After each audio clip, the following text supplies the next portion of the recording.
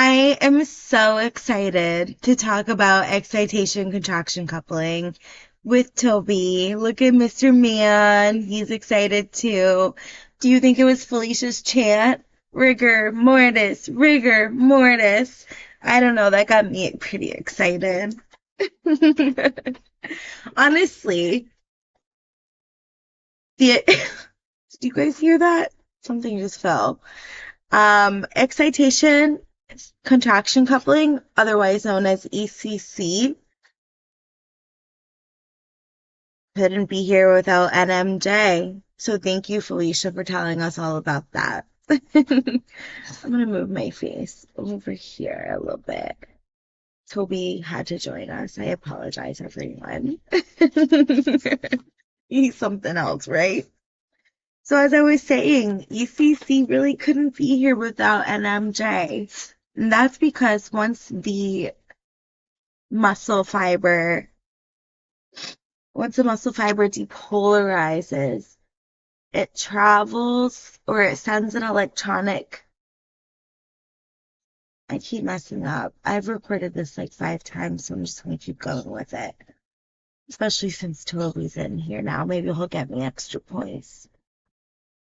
All right. Let's start that over.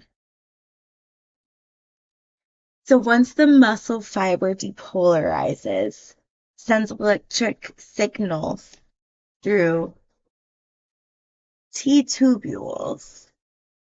T-tubules are tiny tunnels found in muscle fibers. So inside the T-tubules, as I previously mentioned, are tiny tunnels running through muscle fiber. I have another crop. um, it opens calcium channels in the sarcoplasmic reticulum, and it floods calcium in.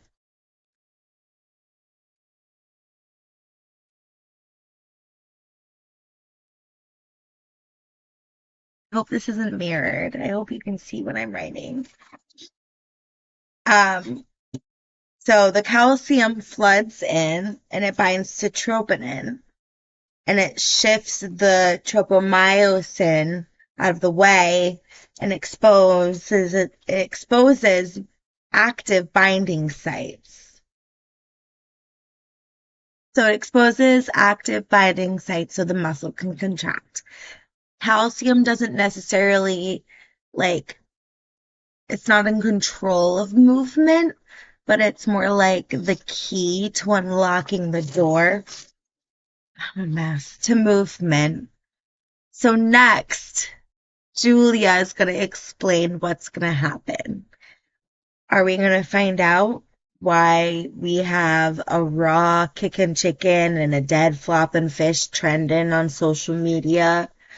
I don't know if it's Felicia's rigor mortis cheerleader chant or the excitation contraction coupling, but I'm really excited to find out. When I say rigor, you say mortis. Rigor, mortis, rigor, mortis. All right, you get it. So, we have a fish.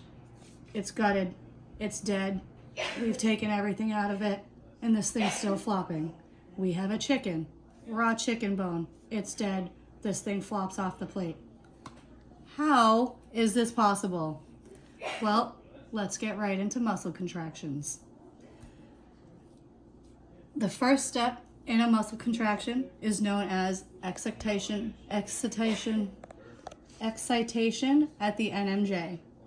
So basically, when your brain is ready to contract, it's going to send a nerve impulse down the axon terminal, which is known as the action potential. Right here is a perfect diagram of the neuromuscular junction. We have a nerve over here, we have a muscle down here, and then all of this in the middle is the junction. So all together we have the neuromuscular junction. This contains everything we need to create excitation and contraction, muscle contraction. We have our calcium gated channels here. We have our sodium channels here, and we have our acetylcholine receptors here. These are our vesicles, which are going to move the acetylcholine down to the sarcolemma, and where the calcium ions will be released. Once the ACH binds to the receptors of the sarcolemma, the acetylcholine opens the voltage-gated calcium channels, which allows the calcium to rush in and enter the neuron. This generates our action potential. Once the sodium ions rush in, the charge becomes a little less negative, and this begins depolarization. Depolarization gives us the potential for a new action potential, and this is gonna basically come in and steal the show, because this is what's gonna lead to the end of our muscle contraction.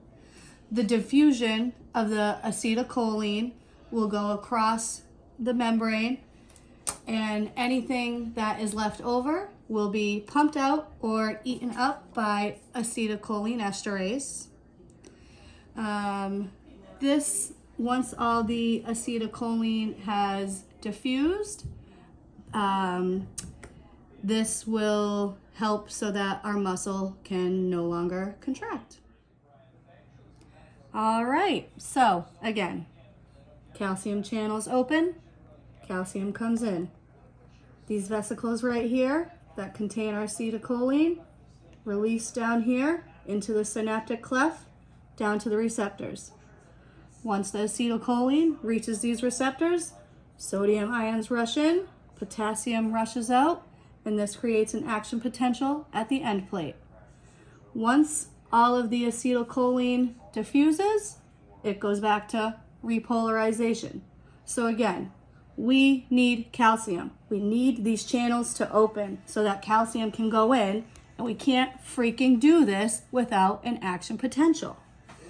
So when you stop to think about it, isn't it pretty amazing that, all these little muscle contractions, something that you don't even think twice about doing, pick up a pencil, blink your eye, whatever it may be, all of this stuff, all of these moments that are creating action potentials, from the nerve impulses from our brain, they all have to go through this process right here. So basically, none of this can happen without calcium. So the calcium needs to enter these channels, but that can't freaking happen without an action potential. Isn't it just amazing to think that such a small muscle movement and, different contractions have to go through so many processes? I mean, who finds this interesting? Raise your hand. Go Patriots! And on to better news. Next to Danielle to help us understand ECC. Thanks, Reporter Danielle. I'm Reporter Julie, and here we are continuing our breaking story of what is going on with the dead chicken and the dead fish, and why are they still moving? Well, here I am to solve a piece of this puzzle. And here we can see the cross-bridge cycle. Now, as my colleagues before have described the steps previous to this, we will now discuss the cross-bridge cycle. So, our first step is the cross-bridge cycle formation. Now, see what happens is calcium here, this tricky fella, he binds to the troponin. And what happens is the troponin then changes shape. And that lovely, lovely little tropomyosin ends up switching a little, opening these little active binding sites. It's where the myosin actively binds to. What happens is now an amazing process. The myosin heads then with ADP and phosphate. They then anchor themselves and attach themselves onto the myosin binding sites. Shocking, I know. And we can see what happens next. If you bear with me, my colleagues. Our second step, dun dun dun, the power stroke. Now you can see the myosin heads have binded to the active binding sites on the actin. the ADP and the phosphate. Then, like a rope grabbing, boom, pull the power stroke, allowing the myosin head to pull the actin. Now this is an active step in our contraction. What happens is, while this is going on, is that the myosin pulls the actin towards the M line. So it gets smaller. Now, it needs to be noted that the A band doesn't actually change its size. It does stay the same size. But however, this myosin head is pulling the actin towards the M line. So the M line is going to disappear and the H band. Now, let me scroll over here. Our third step is a cross-bridge detachment. So even though ATP does play a role in, our muscle contraction, it doesn't actually cause the power stroke. That is the active energy, which is ADP and the phosphate. ATP is inactive, or like passive energy, right? So, not that it's active, but what happens is, in order to unhook from the myosin binding site and restart the process all over again, we need this little fella, ATP. What does he do, you ask? Well, I'll tell you. What he does is he gives the myosin head the little oomph so that the ADP and phosphate detach. And the ATP, boom, it allows the myosin head to unhook from the actin binding, the active actin binding sites. And then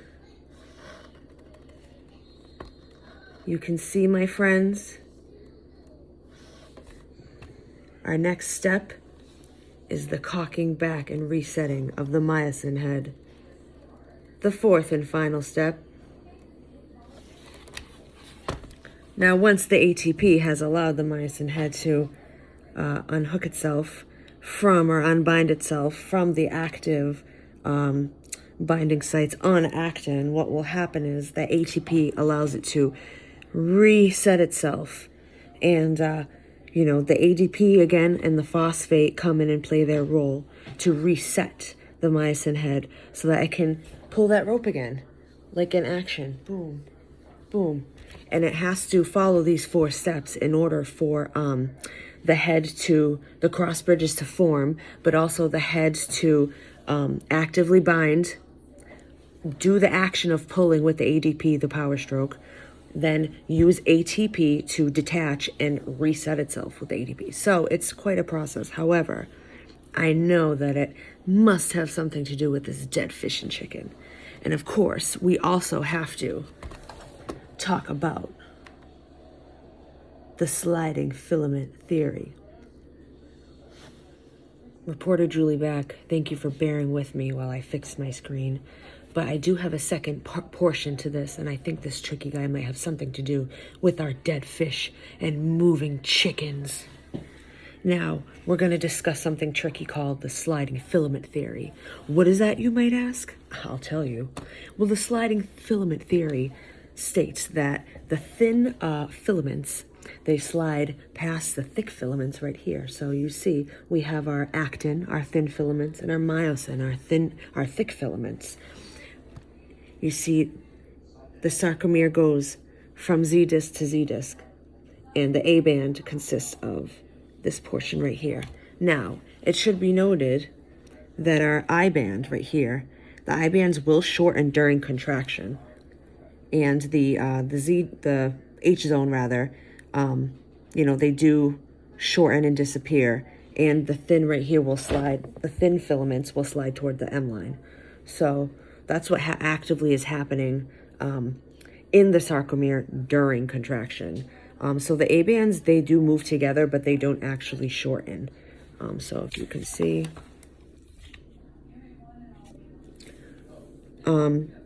So basically what happens is, like the rope pulling, the muscle wants to, when it contracts, it wants to shorten, right? So what's going to happen is the myosin in the sliding, according to sliding filament theory, the thin actin filaments will be pulled or slide past the thick filaments, the myosin.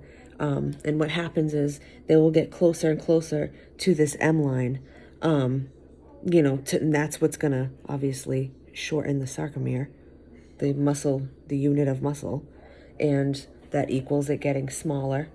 Although the A band doesn't, it doesn't actually, it doesn't shorten, but, the contraction happens because the actin is being slid over the thick filaments. And so it comes together. And like the pulling and the releasing of the rope, that's what causes the movement and the contraction of the muscle. But that takes place in all the sarcomeres happening simultaneously throughout the muscle fiber. And so that equals the one muscle doing a full movement.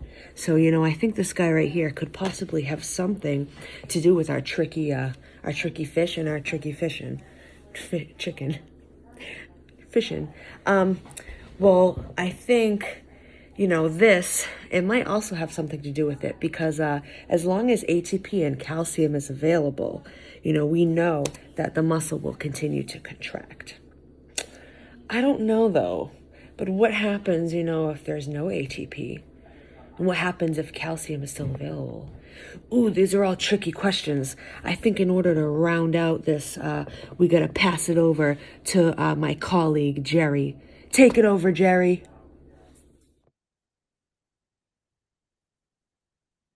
Good evening, good morning, good afternoon, depending on the time that you're seeing this live broadcasting. So previously, you guys already heard from my colleagues, Felicia, Danielle, and Julie. Just previously heard from her. And we're pretty much discussing why does it still move, right? So let's go ahead and put our thinking caps on and let's close out this case.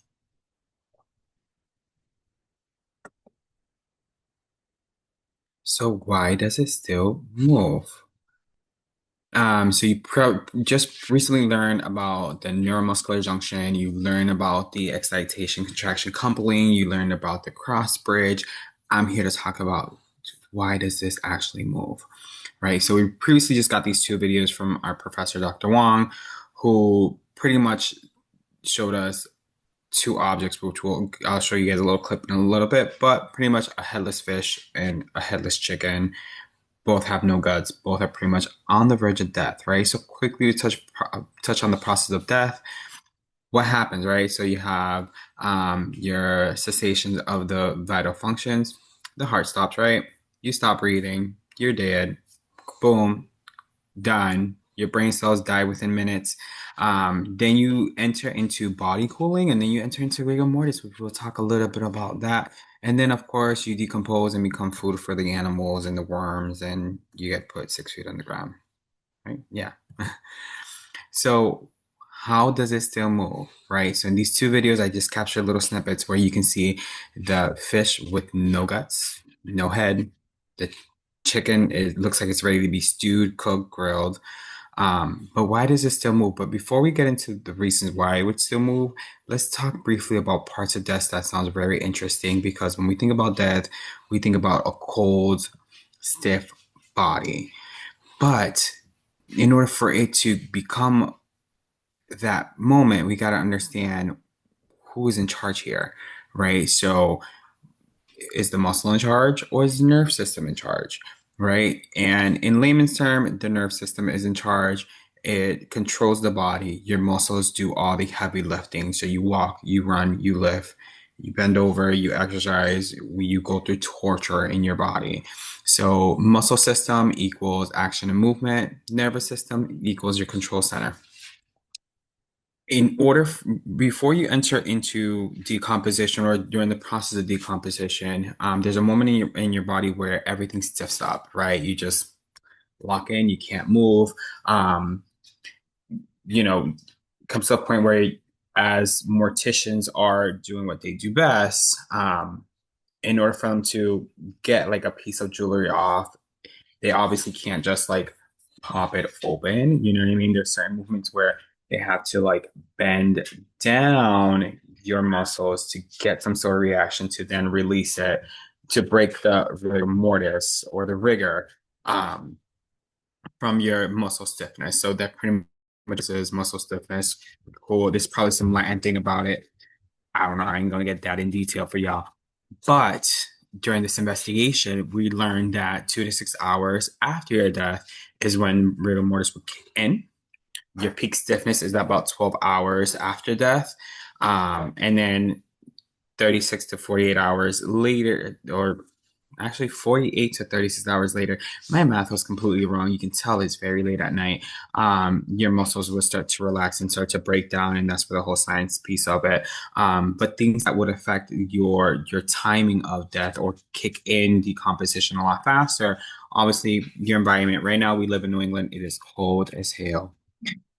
So that means I'm stiff because it's cold, but I'm still alive. That sounds so wrong. Warmer environments, obviously. So if you're in the south, your decomposition process will start sooner. Obviously, your body conditions, muscle mass, your physical activities, what you do before death, what you do after death.